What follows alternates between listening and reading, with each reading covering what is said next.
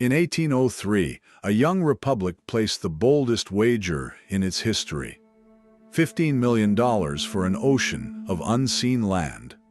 Then two captains marched west, into a continent that had already swallowed empires. Spain held the West in a fist of rust. Her empire, vast on paper, was bankrupt and hollow. The lock on the continental door was already failing. October 1800. In secret, Spain signed Louisiana back to France.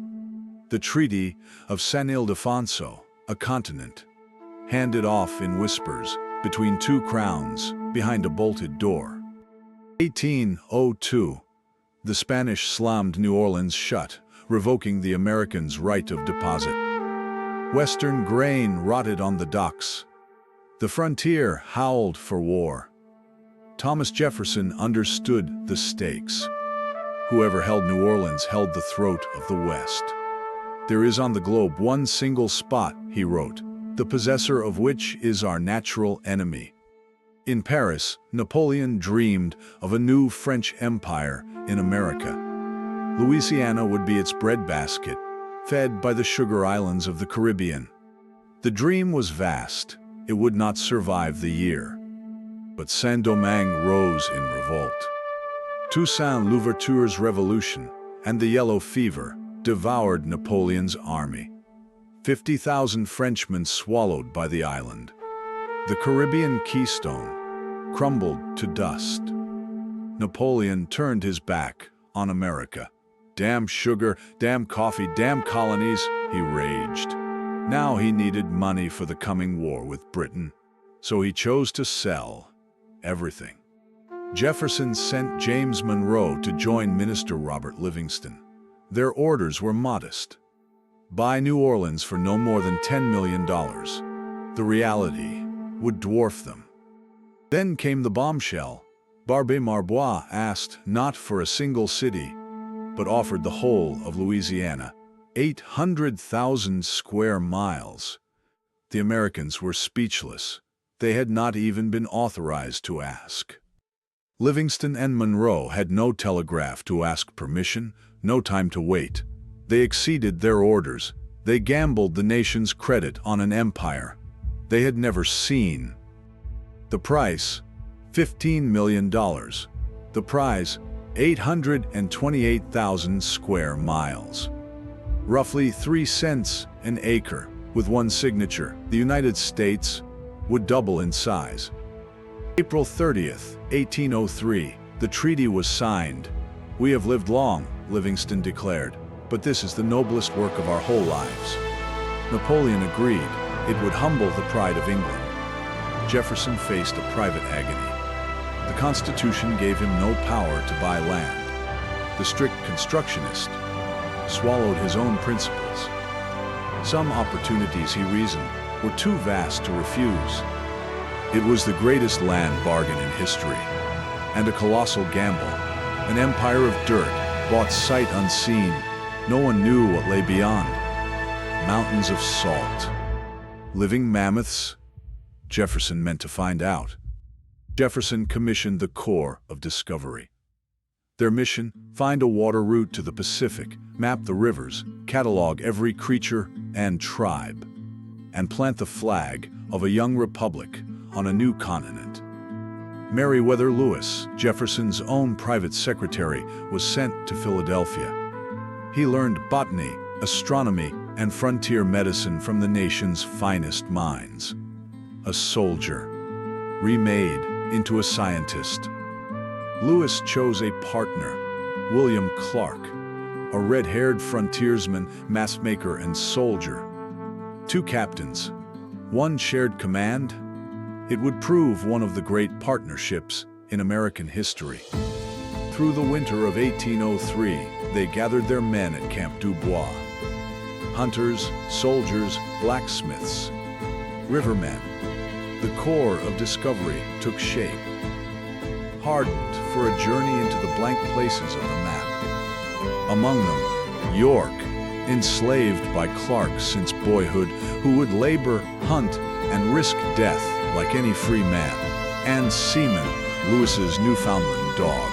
every soul in the Corps pointed west.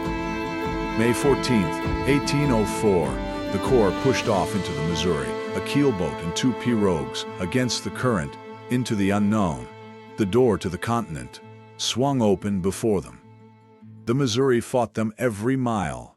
They poled, rowed, and dragged the boats upstream through mud and sunken timber, a grueling crawl into a land known only through rumor and native tales. At Council Bluffs, the captains held their first councils with the Plains nations. They handed out peace medals stamped with Jefferson's face and named a new great father far to the east. The tribes listened and weighed them. August 20th, 1804, Sergeant Charles Floyd died, likely of a burst appendix. No surgeon on earth could have saved him. He was the only man the expedition would lose in 2.5 years. Late September, the Teton Lakota blocked the river, demanding tribute. For 3 days, hands hovered over weapons. One spark would have ended the expedition. Both sides blinked. The Corps passed on. Winter 1804, they built Fort Mandan among the Mandan and Hidatsa villages of present-day North Dakota. Temperatures plunged to 40 below. Here, the expedition would gain its most vital member. They hired a French-Canadian trapper, Charbonneau. With him came his wife, a Lemhi Shoshone woman, stolen from her people as a child. Her name, Sacagawea. She would be worth more than any guide. February 11th, 1805, Sacagawea gave birth to a son, Jean-Baptiste. Clark would nickname him Pompey. At barely 2 months old, the infant would be carried across a continent on his mother's back. Spring 1805, the Corps pressed on in dugout canoes. Sacagawea's presence was their passport. A war party never traveled with a woman and child. To every wary tribe, she signaled one word: peace. At the Great Falls of the Missouri, the river became a wall of cataracts. What they hoped was a half-day's carry became 18 brutal miles. A month of hauling boats over prickly pear and stone. Now came the crisis. Without horses, the mountains would kill them, but the Shoshone had vanished into the high country. Winter was coming. Lewis pushed ahead, desperate, hunting for a people who might be ghosts. Then, a miracle. The Shoshone chief, Kameawait, was Sacagawea's own brother, lost since her childhood capture. The one woman who could buy them horses was sister to the only man who could sell them. The Shoshone traded them horses and a guide. Salvation bought through blood and chance.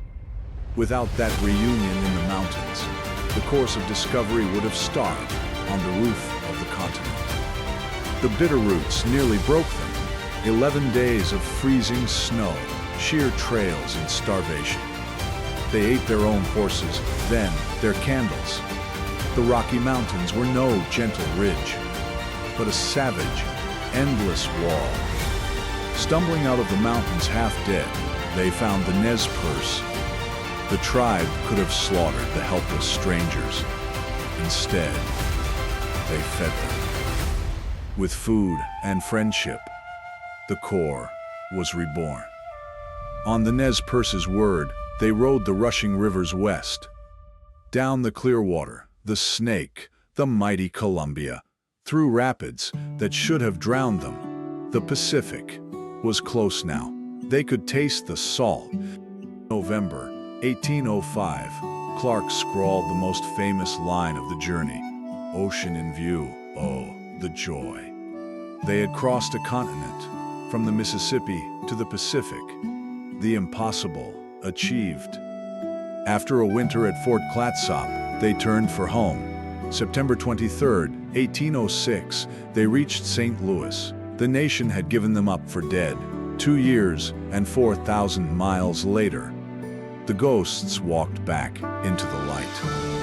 They had mapped a continent and met dozens of nations, losing but a single man. The West stood open now, its door flung wide. Next time on How the West Was Won.